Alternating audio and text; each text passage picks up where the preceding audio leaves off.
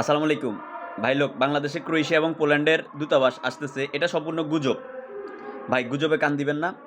বাংলাদেশে যদি এই দূতাবাসগুলো আসে তাহলে বাংলাদেশ সরকারের পক্ষ থেকেও অ্যানাউন্সমেন্ট করা হবে এবং ২ টা দেশেরই কিন্তু ওয়েবসাইটে আপনারা দেখতে পাবেন যে ভিসা অ্যাপ্লিকেশন আমরা বাংলাদেশ থেকে এত তারিখ থেকে এত তারিখে আমরা জমা নিব। হোক সেটা দূতাবাস আসুক অথবা ভিসা অ্যাপ্লিকেশন সেন্টার আসুক।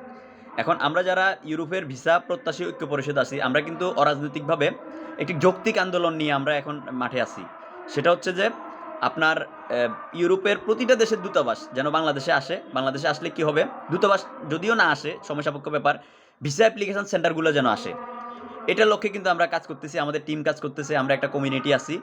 কিন্তু এই স্পিরিটটা, এই আন্দোলনটা বা এই চাওয়াটা যেন থমকে না যায় এবং এই কারণেই হয়তোবা একটা তৃতীয় পক্ষ একটা ছড়ায় দিচ্ছে যে আমাদের এই আন্দোলনটাকে স্থবির করার জন্য একটা মানে গুজব রটায় দিল যে বাংলাদেশে ক্রোয়েশিয়া এবং পোল্যান্ডের এম্বাসি আসতেছে। ভাই আসতেছে না ভাই। আপনারা সবাই যার, যার জায়গা থেকে একটাই চাওয়া আমাদের যে ইউরোপের দূতাবাসগুলো যেন বাংলাদেশে আসে এবং যদিও না আসে, আসতে পারে যেন ইউরোপের আপনার ভিসা সেন্টারগুলো যেন বাংলাদেশে আসে। তাহলে আমাদের সময় এবং অর্থ ২ টাই কিন্তু আমরা বরবাদ হওয়া থেকে আমরা রেহাই পাবো।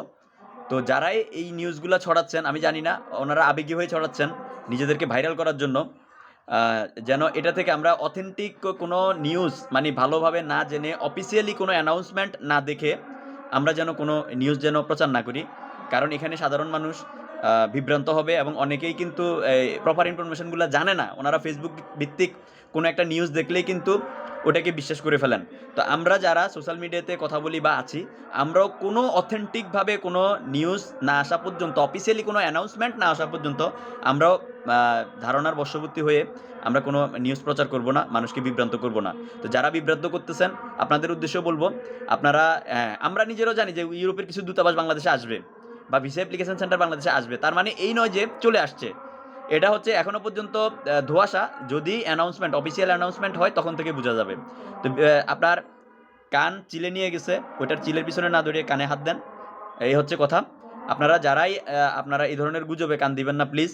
এখনো পর্যন্ত বাংলাদেশে কোনো দেশের দূতাবাস নতুন করে আসবে এখনো পর্যন্ত কোনো অ্যানাউন্সমেন্ট আসে নাই বিধায় আপনারা আমরা যারা এই আন্দোলনটা করতেছি যে ইউরোপের ভিসা প্রবাসী ভিসা প্রত্যাশী ঐক্য পরিষদ, আমাদের সাথে যারা এখনো পর্যন্ত কাঁধে কাঁধ মিলিয়ে এই যৌক্তিক দাবিটার লক্ষ্যে আপনারা আছেন, আপনারা সবাই এই জায়গায় এখন পর্যন্ত স্টিল নাও এই জায়গাটাই থাকেন, এই দাবিটা নিয়ে থাকেন।